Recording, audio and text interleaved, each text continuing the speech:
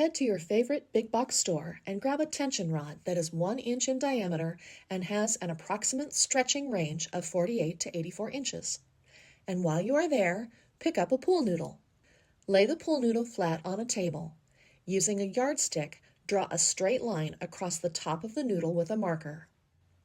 Take a sharp pair of scissors and cut a slit through the entire side of the pool noodle using the line that you drew. Then, take the tension rod and push it through the cut and into the center of the noodle. Next, take faux floral stems in your favorite spring colors and cut the stems to about 1 inch below the bloom. Starting with your larger flowers, simply poke the short stems into the pool noodle. They will stay secure and no glue should be needed. Add additional larger sized blooms as well as faux plant foliage that you can tuck beside or under a flower. Once you get the larger flowers set, start to fill in with smaller blooms as well as wandering flowers. Fill your entire pool noodle with glorious flowers. Find some styrofoam Easter eggs on sticks. You can find these at the dollar store. Snap the wood stick a couple of inches below the egg and poke the egg into the pool noodle. These eggs are wonderful for filling in areas of the pool noodle that might not be covered by flowers. Take it a step further and glue some solid colored plastic eggs to the pool noodle using a hot glue gun. Follow the instructions for your tension rod and adjust the length to fit between 2 cabinets in the kitchen above your sink. Your tension rod garland is a perfect way to decorate for spring and for Easter. I hope this inspired you to create your own Easter garland using a tension rod, faux flowers, and a pool noodle. I grabbed a metal wreath frame from my local dollar store. On a dollar store work wreath, there is 6 individual sections. We are going to take 1 pipe cleaner and work it on the inner 2 wires. There is 4 wires in total. So we're going to place this right in the middle of each of the 6 sections, attaching it to 2 of the wires. We're going to place it between and twist it really tight.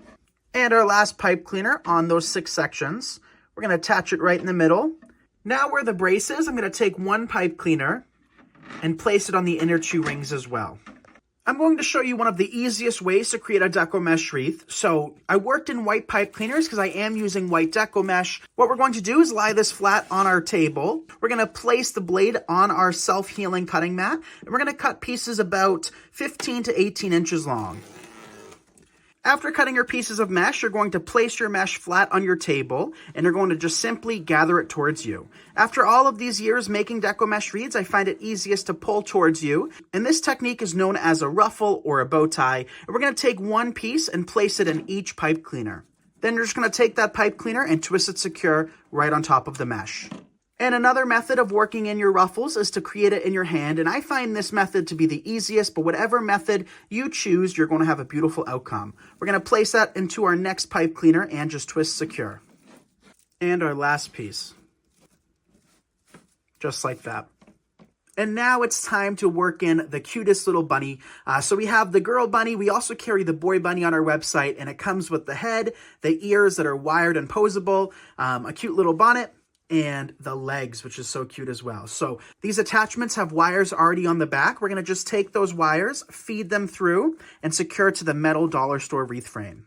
And here's how it looks, you guys. I absolutely love it, and it was so inexpensive and easy to do. We used $1 store wreath frame, 1 roll of Deco mesh, 12 pipe cleaners, and this adorable bunny, and that is it. Spring is here, and I'm bringing the cutest DIY tablescape to life for a spring get-together. First, I took dollar store candlesticks and spray painted them brown to match the adorable brown peeps I found.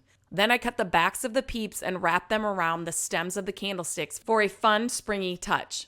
Next, I filled a double vase from Target with Easter grass and topped it with pink peeps all around. Then I added thrifted bunny stems inside for the perfect spring vibe. I finished it off by placing cute little nests on top of the candlesticks, bringing in that spring magic.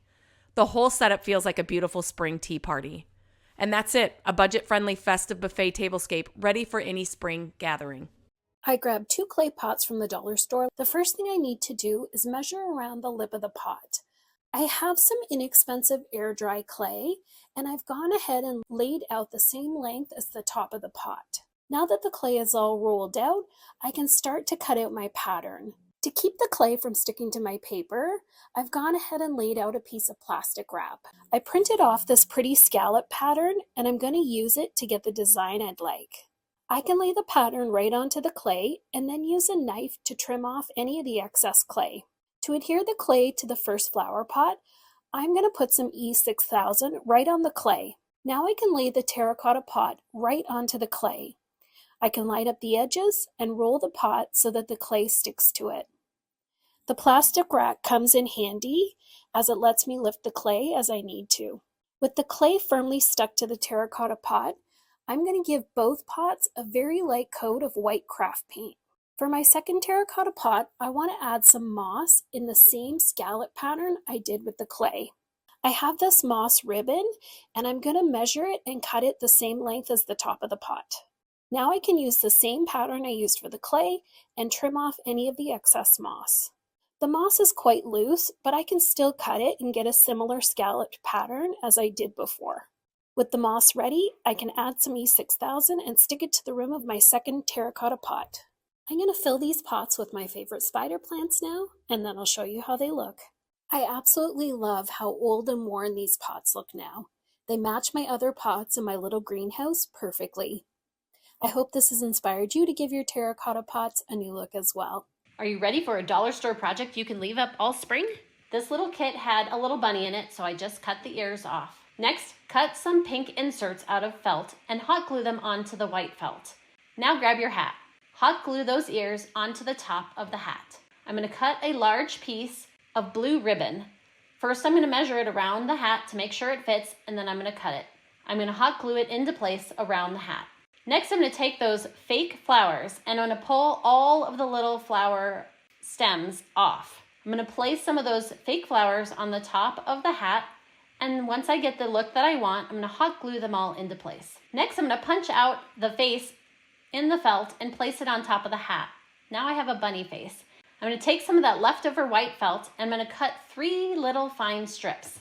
I'm going to place those as whiskers underneath the nose. So I'm going to place a long piece on the bottom of the bunny hat. Next, I'm going to take a piece of the ribbon and I'm going to fold it in half. I'm going to fluff it up, and now it's a bow.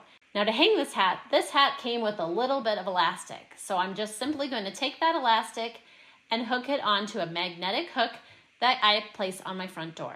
I hit the dollar store in order to get started with my Easter decorations. I had some pool noodles at home and I had an idea. I laid out my pool noodle and brought out some garland that I had purchased online. This garland served as the base, wrapping around the pool noodle several times. I then filled it in a bit more using the dollar store garland. My next step was to use the string of eggs and wrap those around as well. Following that, I ended up moving forward with the carrots, and then I used the ribbon in order to cover up any spots where I felt like there was just a little too much pool noodle showing through. And then I took it outside to set it in place. I set up the top garland by just using the hook that I have above my door and making sure that that was in place. For the side pieces though, I used a pretty cool little trick. I placed some Velcro command strips right along the side of my door frame, and then I placed a zip tie and then placed the other side of the Velcro right on top of that. So I had a holder. I hope this inspired you to do something fun with your Easter decorations around your door.